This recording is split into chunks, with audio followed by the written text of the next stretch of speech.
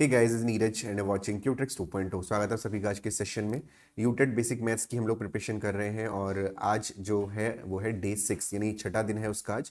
कल संडे था तो कल क्लास आपकी नहीं आई थी। आज छठा दिन है और आज की क्लास में भी हम कुछ अच्छे क्वेश्चंस करेंगे जो यूटेड के पुराने वर्षों में पूछे गए हैं। जैसे कि मैं आपको रोज बताता हूँ कि पहले पुराने वर्षों के प्रश्नों को कंप्लीट करने के बाद हम लोग जो है जो नए क्वेश्चंस हैं, जो न्यू क्वेश्चंस हैं, जो न्यू प्रैक्टिस है, जिन्हें टॉपिक वाइज हम लोग पढ़ाई अपनी शुरू करेंगे, जैसे हमने यूटेट डीएलएड में किया हुआ था।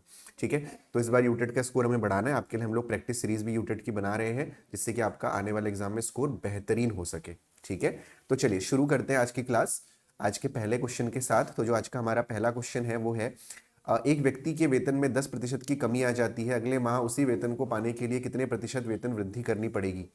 Pay of a man is increased by 10%. To get the same pay in the next month, what percentage should be increased in the pay? तो देखिए, क्वेश्चन को समझिएगा ध्यान से। किसी फॉर्मूले की जरूरत नहीं है, कोई फॉर्मूला आपको याद करने की आवश्यकता नहीं है। बिल्कुल बेसिक से इस क्वेश्चन को हम लोग करने वाले हैं। ठीक है, तो कैसे करना है? सबसे पहले एक व्यक्ति के वेतन में 10% की कमी की जाती है। यानी मान लेते हैं कि उसकी सैलरी जो है 100 थी, यानी उसका वेतन जो है 100 था, ये हम एज्यूम कर लेते हैं। 10% की कमी का क्या मतलब है? 90 हो जाती है उसकी सैलरी। अगले माह उसी वेतन को पाने के लिए कितने प्रतिशत वृद्धि करनी पड़ेगी? अब यहां से आप लोग, कई बार कंफ्यूजन होता है कि सर 10% की कमी हुई तो 10% ही हमको बढ़ाना पड़ेगा। ऐसा नहीं है, ठीक है ना। जितना आप बढ़ाएंगे उतना ही आपको कम नहीं करना, जितना कम करना है उतना ही आपको नहीं बढ़ाना है। जैसे जब आप 100 से 90 में पहुंचे तो आपने 10% कम किया, लेकिन 90 से आप कितना बढ़ाओगे कि आप 100 पे वापस पहुंच जाओ। ठीक है, तो बेसिकली अगर मैं इंग्लिश में बोलूं तो आपको ये समझना है कि आपको निकालना है कि 100 is how much percent more than 90, या हिंदी में 100 90 से कितना प्रतिशत ज्यादा है। राइट, 100 90 से कितना प्रतिशत ज्यादा है। एक्चुअली पहले देखेंगे हम कि डिफरेंस कितना है, 10 का डिफरेंस है। और अपॉन में आप किससे कंपेयर कर रहे हैं? 90 से कंपेयर कर रहे हैं, यानी अपॉन में आ जाएगा 90 और इंटू हो जाएगा आपका 100। ठीक है, जीरो से जीरो आपका कैंसिल हो गया, आंसर आ गया आपका 100/9। ठीक है, तो ये हो जाएगा 11 1/9%। ऑप्शन नंबर बी जो है आपका आंसर हो जाएगा। इस बात को बहुत अच्छे से ध्यान रखना है कि कभी भी जो है आपको जितना आप कम कर रहे हो उतना बढ़ाने से वो वैल्यू नहीं आती है, क्योंकि जो बेस वैल्यू है वो चेंज हो जाती है। जब हमने यहाँ पे 10% की कमी करी तो बेस वैल्यू हमारी 100 थी। जब हमने 10% को बढ़ाया तो हमारी, जब हमने 10 बढ़ाया तो वो 90 थी हमारी बेस वैल्यू। तो बेस वैल्यू चेंज हो गई है, इसीलिए जो परसेंटेज वैल्यू है वो भी चेंज होगी। अगला क्वेश्चन है हमारा, दो पासों को एक साथ फेंकने पर योग अभाज्य संख्या होने की प्रायिकता होगी। Two dice are thrown together, the probability that the total score is a prime number. क्योंकि प्रोबेबिलिटी अपने आप में काफी कोर कंसेप्ट है, इसकी मैं क्लास अलग से लूंगा और वहां पे आपको समझाऊंगा कि एक्चुअली बिल्कुल बेसिक से हम लोग प्रोबेबिलिटी को पढ़ेंगे कि प्रोबेबिलिटी को सॉल्व कैसे किया जाता है। अलग अलग तरह के क्वेश्चंस होते हैं, वो सारी चीजें हम लोग अभी क्लासेस में पढ़ेंगे। फिलहाल इस क्वेश्चन में आप ऐसे समझिए कि दो पासों को अगर आप फेंकेंगे तो टोटल आउटकम कितने होंगे? टोटल आउटकम हो जाएंगे आपके कितने? 36 हो जाएंगे। ठीक है भाई, 6 उसमें 6 का स्क्वायर यानी 36 आपके टोटल आउटकम हो गए। अब आपको देखना है कि योग अभाज्य संख्या होने की प्रायिकता क्या है। अब हमको पता है कि एक डाइस में जो आपका मैक्सिमम मतलब मिनिमम जो आपका एक ऑड नंबर हो सकता है, अभाज्य प्राइम नंबर हो सकता है, वो क्या हो सकता है? 2 हो सकता है, पहला प्राइम नंबर। अब वो 2 कैसे आ सकता है कि पहले पासे में एक आया, फिर दूसरे पासे में एक आया, +1 किया हमने तो ये 2 हो गया, है ना। वही तो बोला है कि 2 का योग आना चाहिए, 2 हो गया। अब सेकंड प्राइम नंबर क्या होता है आपका? 3 होता है। 3 कैसे आ सकता है कि पहले पासे में एक आया, दूसरे पासे में 2 आया। राइट, उसी तरह पहले में 2 आ गया, दूसरे में 1 आ गया, तो आपका एडिशन 3 हो जाएगा। एक ये हो गया। अब 3 के बाद आपका अगला प्राइम नंबर क्या होता है? 5 होता है। तो 5 कैसे आ सकता है? 5 आने की क्या क्या पॉसिबिलिटी है? सबसे पहले 1 और 4 पॉसिबिलिटी है एक, और इसका रिवर्स यानी 4 और 1 पॉसिबिलिटी है। ठीक हो गया। फिर आपका 2 और 3 पॉसिबिलिटी है, और आपका 3 और 2 पॉसिबिलिटी। इसके अलावा तो कोई पॉसिबिलिटी नहीं है ना। ये हो गया, सम इसका 5 हो गया।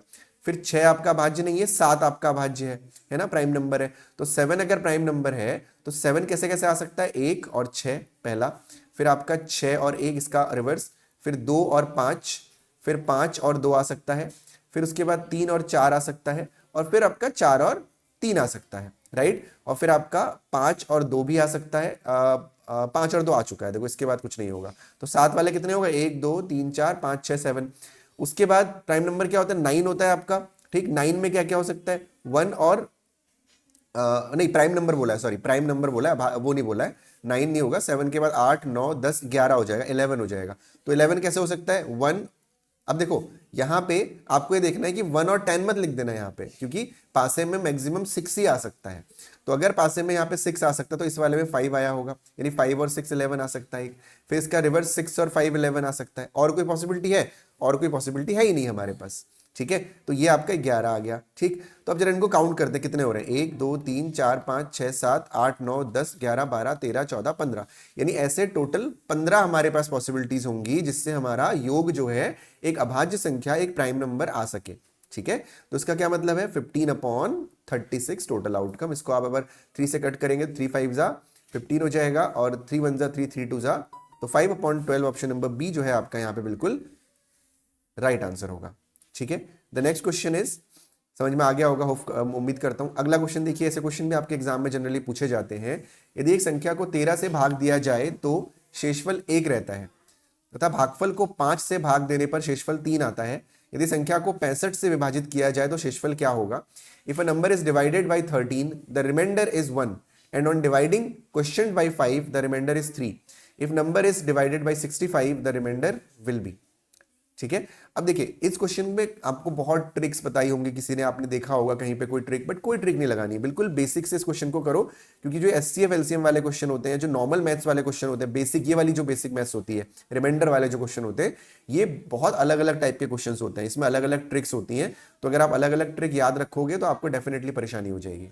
ठीक है, तो एक संख्या को 13 से भाग देने पर, तो हमारा सिंपल फॉर्मूला क्या होता है? हमारा फॉर्मूला होता है dividend is equal to divisor into quotient plus remainder. ठीक है, अब डिविडेंड तो हमको नहीं पता क्या है, तो डिविडेंड को हम डी नाम दे देते हैं। तो डिवीजर हमारा क्या है? सबसे पहले आपने 13 से भाग दिया, 13 से भाग देने के पास कुछ क्वोशिएंट आया होगा और रिमाइंडर आपका 1 हो गया। ठीक है, सेकेंड केस क्या है कि तथा भागफल को 5 से भाग देने पर जो आपका भागफल आया, मतलब 1 and on dividing quotient by 5, जो ये क्वोशिएंट है ना, ये वाला क्वोशिएंट, इस क्वोशिएंट को आपको 5 से भाग देना है, यानी डिविडेंड आपका इस बार क्वोशिएंट हो गया। भाग दिया आपने 5 से, और एक नया क्वेश्चन बनेगा जिसको हम क्यू डैश नाम दे सकते हैं। ठीक है, और रिमाइंडर क्या बच जाएगा? रिमाइंडर आपका 3 बच जाएगा इस केस में। तो हम क्या कर सकते हैं, इस क्यू की वैल्यू को, इस जो ये जो क्यू की वैल्यू है, इस वाले को उठा के हम ऊपर रख सकते हैं, बिल्कुल रख सकते हैं। तो रख देते हैं यहाँ पे, तो हो जाएगा d is equal to 13 into q का क्या मतलब है 5q1 प्लस 3 और प्लस का 1 मल्टीप्लाई कर देंगे हम यहाँ पे, तो जगह 13 पंजे 65, 65q1 प्लस 13 3 39 और प्लस का 1, तो हो जाएगा 65q1 प्लस 39 और 1 आपका 40 हो जाएगा। तो देखो if the number is divided by 65, automatically आपका 65 आ जाएगा ऐसे केस में। तो 65 से अगर आप डिवाइड कर रहे हैं तो एक क्वेश्चन आएगा और रिमाइंडर आपका 40 बचेगा। ऑप्शन नंबर डी जो है आपका बिल्कुल सही जवाब होगा। उम्मीद करता हूं कि आपको क्वेश्चन समझ में आया होगा। मैं बार बार आपसे कह रहा हूं, बिल्कुल बेसिक से क्वेश्चन को सॉल्व करेंगे, क्योंकि जो बायो वाले एस्पिरेंट्स हैं, बायो वाले स्टूडेंट्स हैं, उनको कहीं ना कहीं परेशानी इससे हो सकती है। ठीक है ना, अगर आप शॉर्टकट्स में जाएंगे, शॉर्टकट सीखेंगे, तो उससे आपको परेशानी होगी, क्योंकि शॉर्टकट्स फॉर्मूले हमेशा याद रखना संभव नहीं हो पाता है। बेसिक से पढ़ें, अच्छा पढ़ें, सही पढ़ें। अगला क्वेश्चन देखते हैं। अगला जो हमारा क्वेश्चन है वो है, दिए गए चित्र में ओ वृत्त का केंद्र है, आपको मान बताना है एंगल बी ए सी प्लस ओबीसी का। आपको इस फिगर में जो ओ है वो आपको सेंटर गिवन है, और आपको वैल्यू बतानी है बी ए सी प्लस ओबीसी की।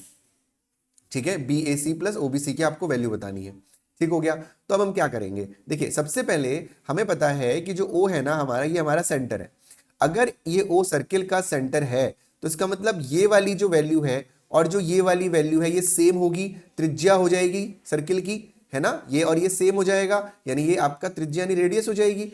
तो दोनों ही सेम है, और अगर कोई ट्रायंगल ऐसा होता है जिसमें ये दोनों सेम होते हैं तो उसको हम एक समद्विबाहु त्रिभुज कहते हैं, आइसोसीलस ट्रायंगल कहते हैं। क्या कहते हैं? आइसोसीलस ट्रायंगल कहते हैं। और इस केस में ये दोनों जो एंगल होते हैं बराबर होते हैं, ये दोनों एंगल आपके बराबर होते हैं। ठीक हो गया। अब यहाँ पे आपको एक चीज समझनी है। सबसे पहले तो हमने ये सीखा कि ये दोनों एंगल आपके बराबर होंगे। क्लास 9th में एक थ्योरम आती है, वो थ्योरम ये कहती है कि अगर किसी सर्किल के अंदर एक ट्रायंगल है तो ये सबसे पहली बात तो ये इक्विलेटरल ट्रायंगल है।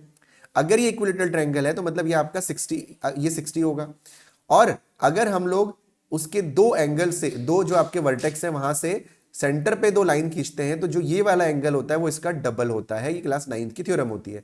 तो मतलब ये अगर 60 है तो ये वाली जो वैल्यू होगी आपकी 120 हो जाएगी। ठीक हो गया। अब समझना, ये वही वाला ट्रायंगल है, इस ट्रायंगल में ये 120 हो गया, ठीक है। तो अगर 120 है और ये दोनों बराबर हैं तो क्या हो जाएगा, मान लो ये भी x है ये भी x है, तो x प्लस 120 बराबर 180 हो जाएगा। Is it clear? तो 2x प्लस 120 की वैल्यू हो जाएगी 180। तो 2x की वैल्यू हो जाएगी 180 माइनस 120 दैट इज 60। तो जो x की वैल्यू हो जाएगी वो हो जाएगी 60/2 दैट इज 30। कितनी हो जाएगी? 30 हो जाएगी। यानी यहाँ पे तो आपका 30 आ गया। अब आपको क्या बताना है? BAC हमने निकाल लिया भैया, 60 होता है, थ्योरम कहती है हमसे 60 प्लस OBC हमारा कितना निकाला हमने? 30 निकाला। तो 60 प्लस 30 आपका कितना हो जाएगा? 90 हो जाएगा। ठीक है, चलिए बढ़ते हैं अगले क्वेश्चन की तरफ। उम्मीद करता हूं क्वेश्चन समझ में आया होगा। अभी मैं ये सारी थ्योरम्स भी आपको क्लास में पढ़ाऊंगा, आप बिल्कुल परेशान ना हो इस चीज से। बढ़ते हैं अगले क्वेश्चन की तरफ। एक 4 सेंटीमीटर भुजा वाले घन को 1 सेंटीमीटर भुजा वाले घनों में काटा गया है। सभी छोटे घनों के पृष्ठीय क्षेत्रफल का योग होगा। अ cube of sides 4 centimetre is cut into of sides 1 centimetre cubes. The total surface area of all the small cubes is. तो क्या होगा इस क्वेश्चन का आंसर? समझिएगा ध्यान से। 4 सेंटीमीटर भुजा वाले घन, एक घन है हमारा, घन का मतलब एक हमारा क्यूब है, right? This is a cube, एक हमारा क्यूब है। तो क्यूब अगर ये है तो इसमें इसका जो साइड है ना वो 4 सेंटीमीटर है ना।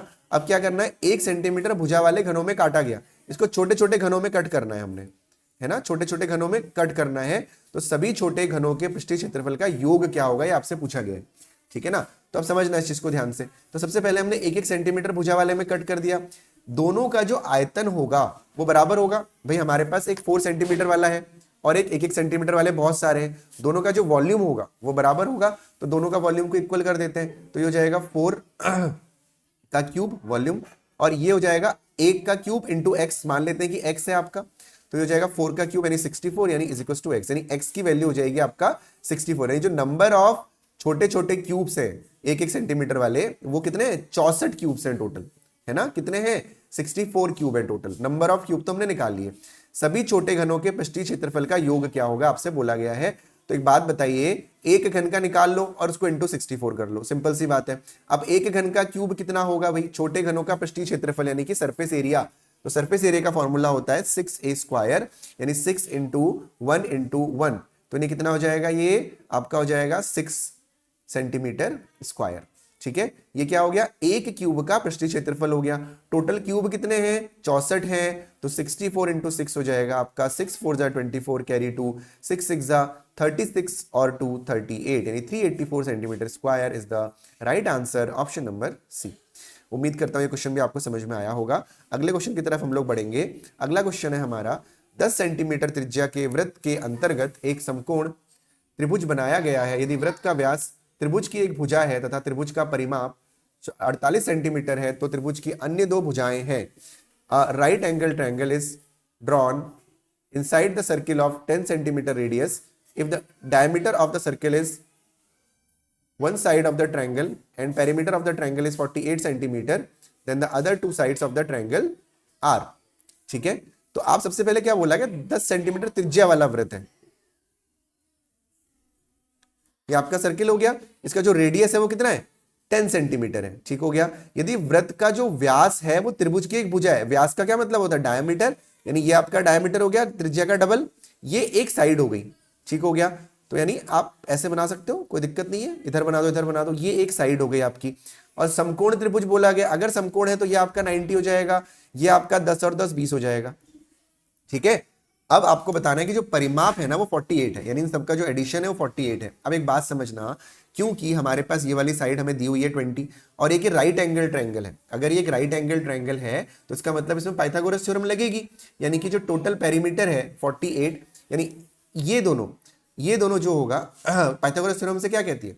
पाइथागोरस थ्योरम कहती है कि इन दोनों का जो योग होगा वो 20 के योग के स्क्वायर के योग के बराबर होगा। मतलब इसका स्क्वायर प्लस इसका स्क्वायर इज इक्वल टू इसका स्क्वायर, ठीक है। इसका स्क्वायर इसका स्क्वायर, तब आपको ना अंदाजा लगाना पड़ेगा। सबसे पहले तो ये देखो कि भाई 48 दिया हुआ है, ठीक है ना। तो देखो 48 तो सबका एडिशन आ रहा है, ये भी 48 आ रहा है, ये भी 48 आ रहा है, ये भी 48 आ रहा है, ये भी 48 आ रहा है, तो टोटल 48 दिया हुआ है। तो इसका मतलब सॉरी 48 नहीं आ रहा, तो 20 में कितना ऐड करोगे 48 आ जाए, 28 ऐड करेंगे तो 48 आ जाएगा। यानी जो तो ये दो भुजाएं हैं इन दोनों का योग तो 28 है। अब ये भी 5 3 8 और 1 2 है, 4 4 8, सारे के सारे 28 ही आ रहे हैं हमारे पास। अब हमें चेक करना है, ऑप्शन नंबर ए से हम चेक करेंगे सबसे पहले कि भैया 13 का स्क्वायर प्लस 15 का स्क्वायर अगर हम करेंगे तो वो 20 के स्क्वायर के बराबर आना चाहिए। तो क्या आ रहा है, 13 का स्क्वायर है 169, 15 का स्क्वायर है 225, तो ये हो जाएगा आपका 9 और 5 4 आ गया, तो गलत हो गया ये हमारा, क्योंकि 20 का स्क्वायर तो 400 होता है। सिमिलरली इसका करेंगे, यानी 14 का स्क्वायर 196, 14 का स्क्वायर 196, 6 और 6 12, 2 आ गया, ये भी हमारा आंसर नहीं हो सकता। फिर 12 का स्क्वायर इज 144, 16 का स्क्वायर इज 256, 6 4 10, 5 4 9 और 1 10, 2 और 1 3 और 1 4, आ गया 400, यानी कि ऑप्शन नंबर सी जो है आपका बिल्कुल सही जवाब होगा। तो ऐसे क्वेश्चंस को हमें ऑप्शन से देख के ही करना चाहिए, है ना, जिससे कि हमारा क्वेश्चन जल्दी से जल्दी सॉल्व हो जाए। तो आपको क्या करना था, पाइथागोरस थ्योरम लगानी थी और उसके बाद इस क्वेश्चन को हमको सॉल्व करना था। ठीक हो गया।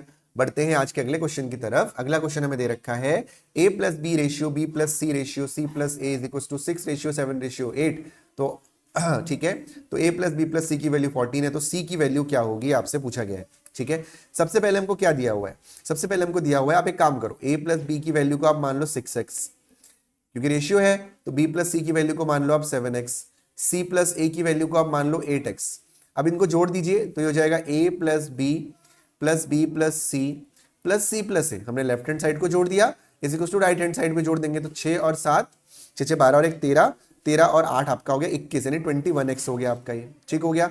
अब ये कितना है, देखो 2a है, तो 2 plus a plus B plus C, यानी 2a 2b 2c is equal to 21x हो गया। आपको c का मान बताना है ना, तो a प्लस बी प्लस सी का मान कितना 14 दे रखा है, यानी यहाँ पे रख दो 2 into 14 is equal to 21x। तो यहां से x की वैल्यू आपको मिल जाएगी कितनी, 2 गुणा 14 बट्टे 21, 7 दूनी 14, 7 या 21, 2 दूनी 4 बट्टा 3, यानी x की वैल्यू आपकी 4/3 आ गई। ठीक है ना, x की वैल्यू 4/3 आ गई। अब आप क्या करोगे, आप c की वैल्यू आपको निकालनी है, तो आप c की वैल्यू यहां से निकाल सकते हो, इस वाले इक्वेशन से निकाल सकते हो। कैसे, आप a प्लस बी की वैल्यू रख दो यहाँ पे, है ना, कैसे रखोगे, देखो 2 हो गया आपका, a प्लस बी की वैल्यू आपकी 6x दे रखी है, प्लस c हो गया, और इज इक्वल टू हो गया 21 इंटू 4/3। ठीक है, तो 2 को इधर लेके चले जाइए, तो ये हो जाएगा 6x plus c is equal to 21 into 4/3 into 2, तो ये होगा 3 7 जा 21, 2 2 जा 4, तो c की जो वैल्यू हो जाएगी वो कितनी हो जाएगी, 7 2 जा 14 माइनस 6x, यानी 6 इंटू अगेन 4/3, थोड़ा सा कॉम्प्लिकेट कर दिया मैंने, कोई बात नहीं। तो c की वैल्यू हो जाएगी 14 माइनस 4 दूनी 8, यानी कि 6। ऑप्शन नंबर ए जो है आपका राइट आंसर होगा। अगर किसी को समझने में दिक्कत हुई है तो कमेंट सेक्शन में बताना कि सर क्वेश्चन नंबर 118 समझ नहीं आया, तो मैं उसको दोबारा रिपीट कर दूंगा। हालांकि उससे पहले कोशिश करना कि एक बार खुद भी समझो क्वेश्चन को कि कैसे क्वेश्चन को करना है। ठीक है, चलिए अब एक और क्वेश्चन देखते हैं हम आज का। तो जो आज का नेक्स्ट क्वेश्चन है हमारा वो है, यदि 1 cube plus 2 cube plus 3 cube plus dash dash dash plus 10 cube is equal to 3025, तो 2 cube plus 4 cube plus 6 cube, इसका मान आपको बताना है। बहुत आसान क्वेश्चन है, जो हमको निकालना है, पहले इसको हम लिख लेते हैं, 2 cube plus 4 cube plus 6 cube plus dash dash dash plus 20 cube. अब इन सभी में हम 2 का क्यूब कॉमन ले सकते हैं, राइट, हम इन सब में, नहीं 2 का क्यूब नहीं, 2 कॉमन, देखो क्या लिख सकते हैं, इसको 2 क्यूब लिख सकते हैं, प्लस इसको हम 2 का क्यूब, 2 का स्क्वायर का क्यूब लिख सकते हैं, है ना, 2 का स्क्वायर फिर इसका क्यूब लिख सकते हैं, यानी मतलब इसको आप लिख सकते हो बेसिकली यहां पे इसको समझना, मैं थोड़ा सा समझ नहीं पा रहा हूं कि आपको समझाऊं कैसे। देखो अगर 2 का क्यूब कॉमन लोगे ना अंदर बाहर, तो इसकी जगह पे क्या बचेगा, 1 बचेगा, 1 को आप 1 का क्यूब लिख सकते हो, इसकी जगह पे क्या बचेगा, 2 का क्यूब बचेगा, क्योंकि 2 तो बाहर आ गया, प्लस इसकी जगह पे 3 का क्यूब बचेगा, प्लस ऐसे करते करते 20 की जगह पे 10 का क्यूब बचेगा। इज इट क्लियर, समझ में आया नहीं आया। और इसका मान आपको दे रखा है 3025, तो 2 क्यूब यानी 2 2 जा 4 4 2 जा 8 इंटू 3025, 8 5 जा 40 कैरी 4, 8 2 जा 16 और 4 आपका हो जाएगा 20। ठीक है, और 8 3 जा आपका 24, यानी 24200 आपका बिल्कुल सही जवाब है। ठीक है, क्लियर है, ये चीज समझ में आया। अब एक लास्ट क्वेश्चन आज का जो हमारा रहेगा, थोड़ा सा मैंने क्लास जल्दी खत्म कर दी है ना, 18-19 मिनट, ठीक है, इतना सही है, इतने टाइम में काफी क्वेश्चन हो जाएंगे। नीचे दिया गया पाई चार्ट किसी परिवार द्वारा एक माह के दौरान विभिन्न मदों पर किए गए व्ययों को दर्शाता है। कौन से 3 व्यय मिलकर 108 डिग्री का केंद्रीय कोण बनाते हैं। देखो डिग्री में आपको बताना है ना, तो सबसे पहले आप एक काम करो कि 108 डिग्री को परसेंटेज में चेंज कर लो। कैसे करोगे भाई, 360 डिग्री, राइट, 360 डिग्री होता है ओवरऑल, राइट, तो 360 डिग्री की वैल्यू होती है 100%, तो 1 डिग्री की वैल्यू क्या हो जाएगी 100/360, तो 108 की वैल्यू क्या हो जाएगी इंटू 108, 0 से 0 कैंसिल कर दिया, 18 2 जा 18 6 जा 2 3 जा, यानी ये आ गया आपका 30, 108 डिग्री की वैल्यू कितनी आ गई, 30% आ गई। अब आप देख लो ऑप्शन नंबर ए में किसका आप में 30% बन रहा है, ईंधन, कपड़े और अन्य। ईंधन है आपका 9%, कपड़े है 11%, यानी 20 हो गया ये, और अन्य है आपका 6%, यानी 26 हो रहा है, यानी ये हमारा आंसर नहीं हो सकता। ईंधन, शिक्षा और अन्य, ईंधन और अन्य आपका है 9 6 15, शिक्षा 15 15 30 हो गया, यानी ऑप्शन नंबर बी जो है आपका बिल्कुल सही जवाब है। ठीक है, मैं उम्मीद कर रहा हूं कि आज की क्लास आप लोगों को अच्छी लगी होगी। मेरी आवाज से आपको पता चल रहा होगा कि मेरे को कोल्ड हो गया है बहुत ज्यादा, इसीलिए मैं फिर भी मैंने 20 मिनट में काफी क्वेश्चंस आपको कराए। मैं आगे रेगुलर ये क्लासेस आती रहेंगी, आप बिल्कुल परेशान ना हो। ठीक है, thank you so much for watching today's class. शाम को लेक्चर की क्लास में मिलते हैं, जो लोग लेक्चर की प्रिपरेशन भी कर रहे हैं, और जो है सारी चीजें हम लोग आपके लिए बना रहे हैं। कंटेंट ऐसा आपको देंगे जैसा कि डीएलएड में दिया था कि आपका सिलेक्शन 100% हो ही जाए। ठीक है, thank you so much for watching guys, मिलते हैं अगली क्लास में, तब तक के लिए bye bye and take care.